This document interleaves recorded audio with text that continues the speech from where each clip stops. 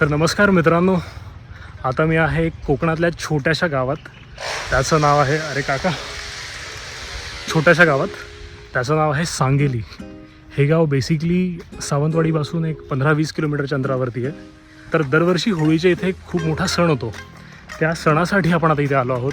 तो काय सण असतो, कसं होतं, त्याची काय पारंपरिक पद्धत आहे ती मी सगळीच तुम्हाला दाखवेन. पण त्याच्या आधी आपल्याला नारळ घ्यायला जायचं आहे.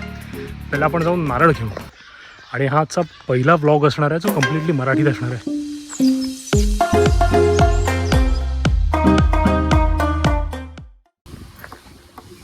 किती पिशवी थांबलो.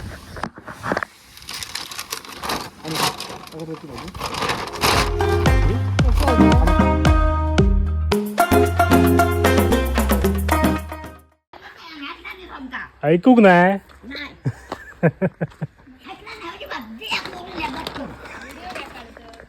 हाय तरी कर, युट्यूबवर टाकतलंय. किती आज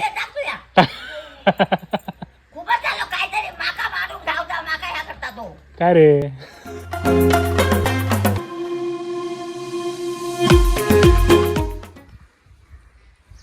तर हे आमचं घर आणि इथे एक असं एक मस्त असं पेरूचं झाड आलंय. तर त्याला मी असं आता मस्तपैकी छाटलंय ह्या पाळानी. एकदम चकाचक केलंय. होपफुली 2-3 वर्षानंतर इकडे पेरू येतील. आणि इथे आहे आंब्याचं झाड. ह्याला पण ह्या सगळ्या वेली पूर्ण वाट लावून टाकतात. या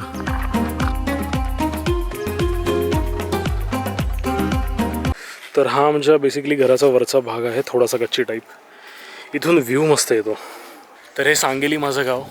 तर दरवर्षी होळीच्या 1 दिवस आधी इथे खूप मोठा उत्सव असतो. तो उत्सव बेसिकली असतो गिरोबाचा. तर गिरोबा काय आहे, तर गिरोबा ह्या गावाचं ग्रामदैवत आहे. तर गिरोबा ह्याला शंकराचा अवतार पण म्हणतात. तर बऱ्याच ठिकाणी कशी असते, पाषाणाची मूर्ती असते, काही ठिकाणी वेगवेगळ्या दगडांची मूर्ती असते, काही ठिकाणी लाकडांची मूर्ती असते. तर ह्या गावाचं वैशिष्ट्य असं आहे की जो गिरोबा आहे ते बेसिकली एक फणसाचं झाड आहे. तर काही महिन्याआधी देवाला कौल लावला जातो मंदिरात जाऊन. त्या मंदिरात आपण आता जाणार आहोत. देवाला कौल लावला जातो की कुठल्या वाडीत जायचं. तिकडे एक झाड सिलेक्ट केलं जातं फणसाचं आणि मग ते झाड पाडलं जातं. ते झाड पाडण्यासाठी बऱ्याचशा आजूबाजूच्या गावातून सुतार येतात. नंतर ते झाड पाडतात. नंतर त्या झाडाच्या खोडाला देवाचं रूप दिलं जातं. नंतर रात्री त्याच दिवशी पूर्ण गाजावाजात फटाके उडवून एकदम मस्तपैकी त्याला जे झाडाच्या खोडाला जे देवाचं रूप दिलं गेलं आहे त्याला खांद्यावर उचलून पूर्ण मंदिरात घेऊन जातात.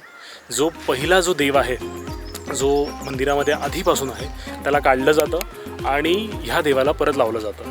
तर बेसिकली हा एक असा देव आहे ज्याची प्रत्येक वर्षी पुनर्प्रतिष्ठा होते. तर हे या देवळाचं एक वैशिष्ट्य आहे.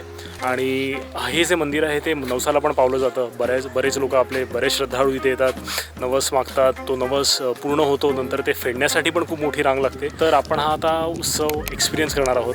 मी स्वतः ऑलमोस्ट 10 ते 12 वर्षानंतर इथे येतो आहे. तर मी पण हा सगळा उत्सव नव्याने बघणार आहे.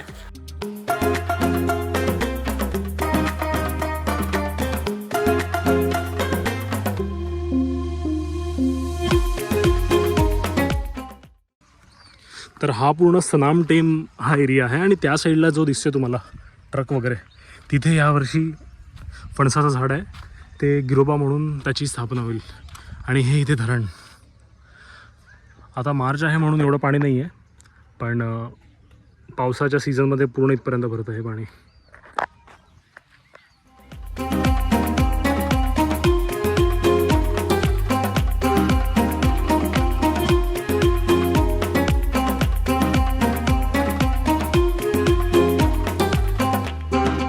तर तुम्ही ताटामध्ये आता जो पदार्थ बघत आहात त्याला इथे गावामध्ये शिरवाळ्या असं म्हणतात.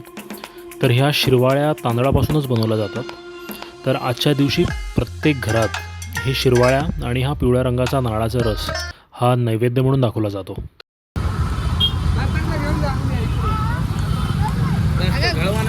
सगळे लोक उत्सवाकडे जात आहेत. फुल ट्रॅफिक जाम झाले.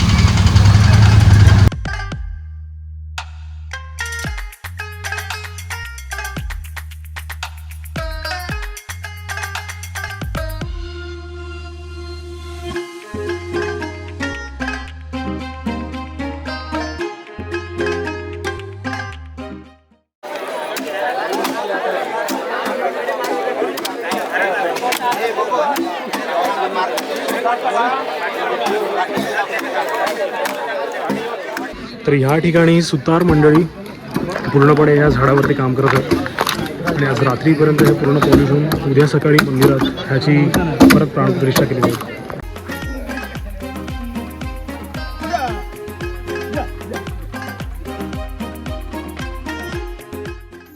हा पूर्ण स्ट्रेट रोड मंदिराकडे जातो आणि त्याच्यासाठी पूर्ण साईडला लाईटिंग वगैरे केली आहे. आणि आता होळी आहे त्याच्यामुळे पौर्णिमा आहे तर फुल मून दिसतो इथे.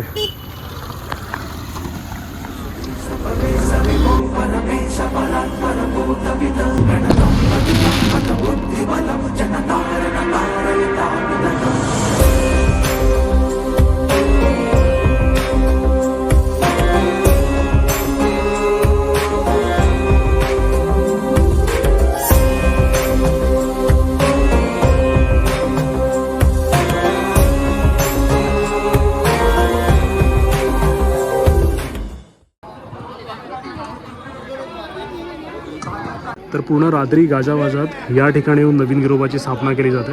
तर हा मंदिराचा पोर्शन आहे तो सध्यापुरती त्यांनी असा वेगळा केला आहे आणि नंतर इथूनच जाऊन सरळ गाभाऱ्यात गिरोबाची स्थापना केली जाते. इथे लाईव्ह स्क्रीनवर दिसतं आपल्याला की कुठपर्यंत काम पोचलं आहे गिरोबाचं. तर हे ते फणसाचं झाड आहे ज्याला आता परत गिरोबाचं रूप मिळणार आहे.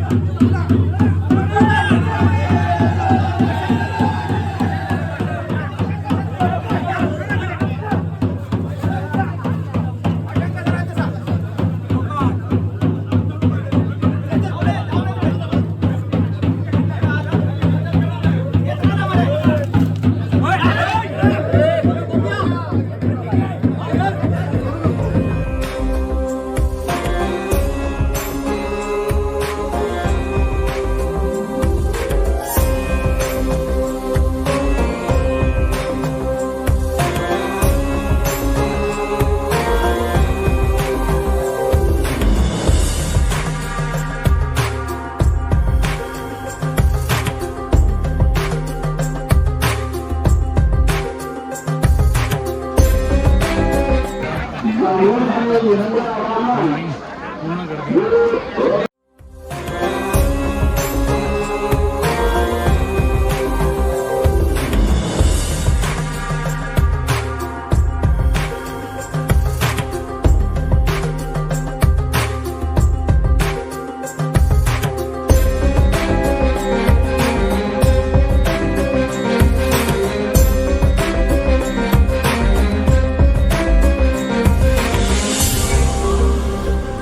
तर हा सगळा उत्सव बघून काही चारोळ्या म्हणाव्याशा वाटतात. देव तूच साक्षात कणाकणात वसलेला, प्रत्यक्ष श्वासात तुझी कृपा असलेला, डोळे मिटून पाहिले तरी तूच जाणवतो, हृदयात तुझा ठसा सर्वत्र तू दडलेला. फणसाच्या एका झाडाचं देवामध्ये रूपांतर करण्याचा हा उत्सव म्हणजे गिरोबा. प्रत्येक माणूस इथे श्रद्धेने येतो, आपला हातभार लावतो.